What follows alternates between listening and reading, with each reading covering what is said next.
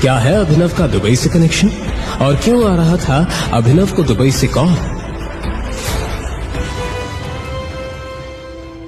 गरीब delivery boy अभिनव की बरसों पुरानी गर्लफ्रेंड ने उसे एक रईसजादे के लिए छोड़ दिया। फिर क्या था, प्यार में हारा अभिनव बेचारा दारू पीकर चढ़ गया जमीन से 50 फीट ऊपर बिल्डिंग के टेरेस पर। मैं ये दुनिया छोड़ के जा रहा हूँ। मुझे तो तुम्हारे धोखे नहीं मार दिया। तुम खुश रहना उस रईसजादे के साथ। मैं चला। वो मजनू तो जान देने को तैयार था, मगर किस्मत को कुछ और ही मंजूर था। अचानक अभिनव नीचे गिर गया, मगर वो गिरा भी तो कहां।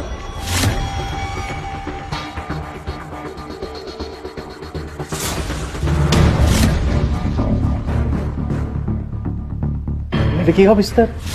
ये भगवान, यहाँ में कहां से आया? जी हाँ, उस टेरेस से गिरकर अभिनव पहुंच गया था शहर की सबसे खूबसूरत और रईस लड़की अनन्या के बिस्तर पर, जो उस वक्त चैन की नींद सो रही थी। मगर जैसे ही उसकी नींद खुली, कौन है तुम? मेरे बिस्तर पे क्या कर रहे हो?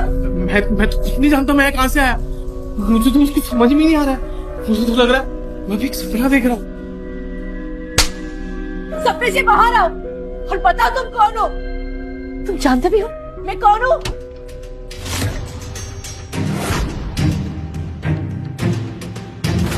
ओह माय गॉड, ये सब क्या चल रहा है बहना?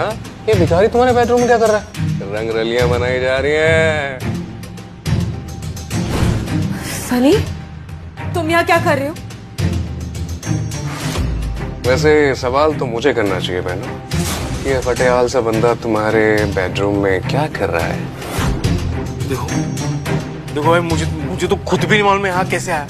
मुझे सिर्फ इतना है कि मैं टेरेस पे था। फिर चुप करो, अभी पुलिस आएगी ना तो सारी सच उगलवाएगी तुमसे। ना ना ना बहना, पुलिस से कुछ ना कहना। शायद भूल रही हो आप सिंह परिवार की मर्यादा। सिंह परिवार के सारे फैसले एक इंसान लेता है, द ग्रेट किंग हरदेवपाल सिंह, यानी कि हमारे पूजनीय दादाजी। दादाजी का नाम सुनते ही अनन्या के माथे पर पसीना आ गया।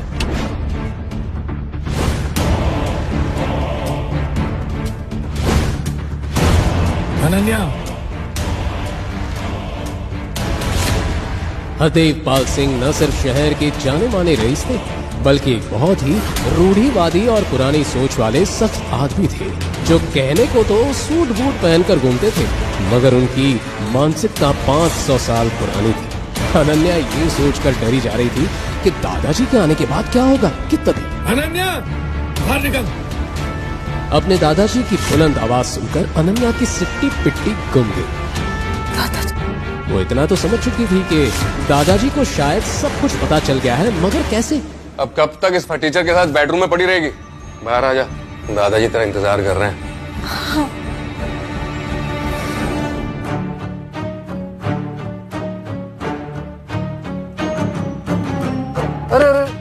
अरे आप कहाँ जा रहे हैं भैया? सुनो, बड़े बुजुर्ग सच ही कहते हैं कि दारू सेहत के लिए हानिकारक होती है। अब देख, तेरी दारू आज तुझे कहाँ ले आई? और मेरी बहन को मेरे दादाजी के गुस्से से कौन बचाएगा? और तू साले डिलीवरी बॉय, तेरी तो ऐसी की तैसी हो गई।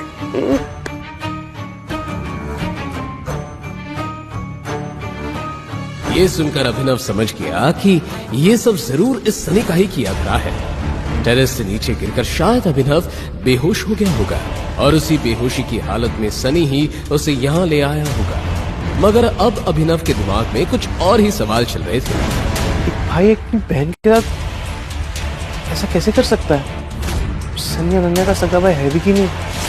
जहां अभिनव के मन में चल रहे थे ये सवाल, वहीं हरदेवपाल सिंह ले आए एक बड़ा पौधा। करमजली, तेरी इतनी हिम्मत जो शादी से पहले एक लड़के से संबंध बना रही है। शर्म आती है मुझे तुझे अपनी पोती कहते हुए। दादाजी मेरा यकीन मानिए, मुझे नहीं पता ये लड़का कौन है। झूठ मत बोल, सब पता है। समझ रही है तू? ये मेरे माँ बाप की गलती है। अरे तुझे पढ़ाया लिखाया, बिजनेस भी करने दिया तुझे, इसलिए तू एक सड़क छाप लड़के को अपने कमरे में ले आई। हरदेव पाल ने अभिनव के हाथ में कुछ ऐसा देखा जिसे देखकर वो चौंक गए।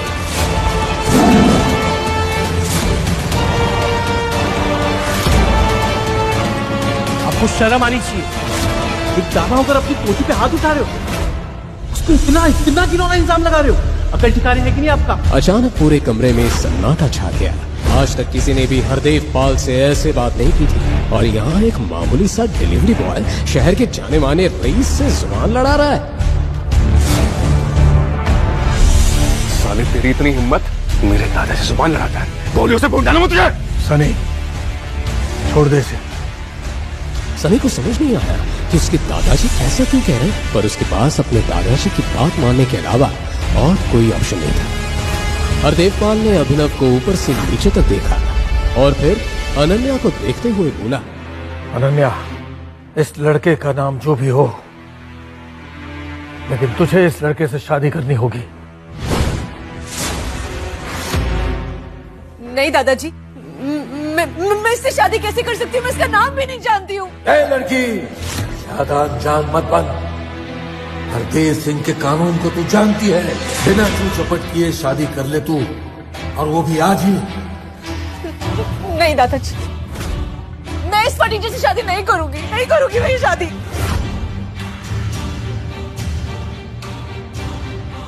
तो ठीक है सनी, अपनी बहन को फार्म हाउस ले जाओ, जिंदा कर दो उसे। ये सुनकर अनन्या सिहर उठी। वो जानती थी कि जो हरदेव कह रहा है वो करवा भी सकता है, क्योंकि इससे पहले भी सिंह खानदान में जिस किसी ने भी हरदेव पाल सिंह के कानून की खिलाफत की, उसका यही अंजाम हुआ है। अनन्या भी अब अपने दादा के सामने लाचार हो गई थी।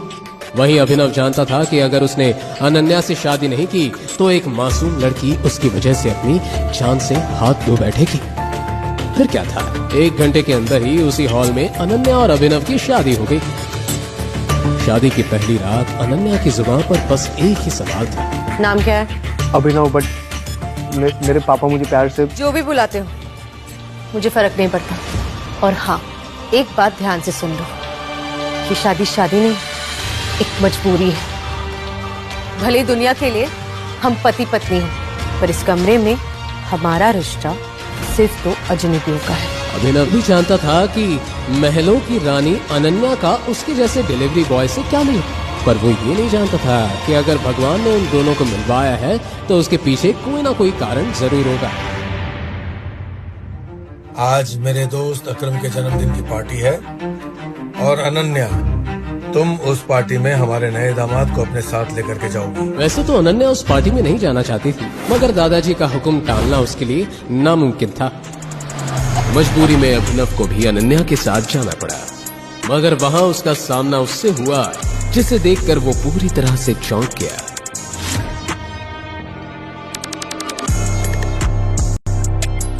तुम यहाँ?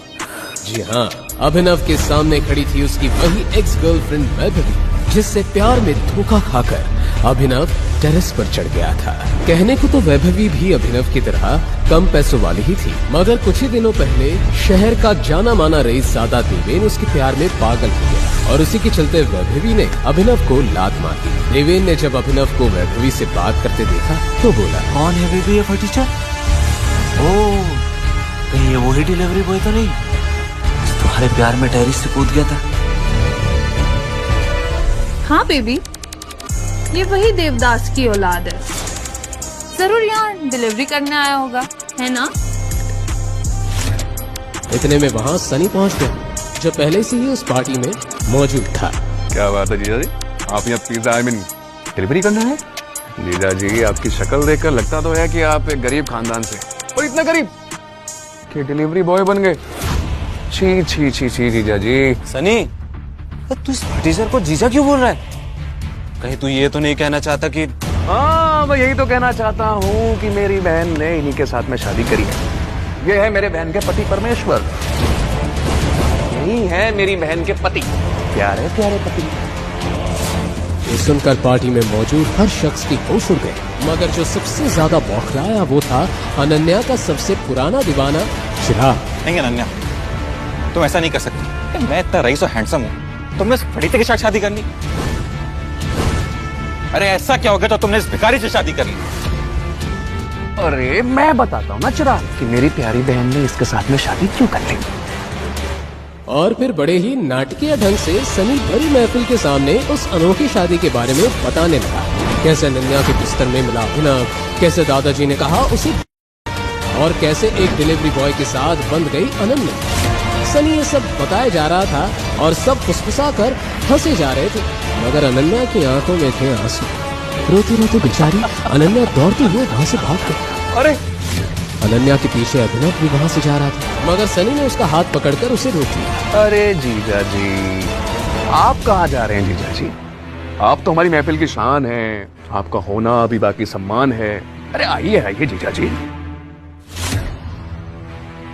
ये खास आपके लिए लगवाई है। ये कहते हुए सनी ने अभिनव को एक बड़ी ही सुंदर मगर साथ ही खतरनाक नजर आने वाली चेयर पर बैठने का इशारा किया। ए सनी, तू पागल हो गया?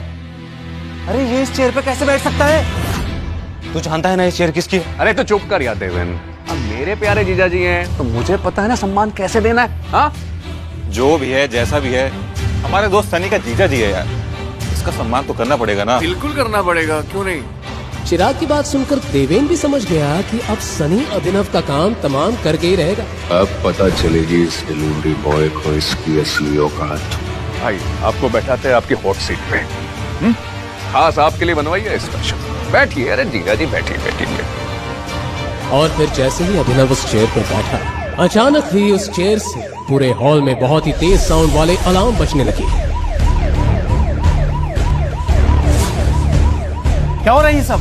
तूने क्या किया? तो माफिया किंग की कुर्सी पर बैठ गया। अबे तू गया। वो खास चेयर थी द माफिया किंग गैंग के मालिक अकरम की, और इस चेयर में अकरम के अलावा किसी और को बैठने की इजाजत नहीं थी। कौन है वो माँ का लाल?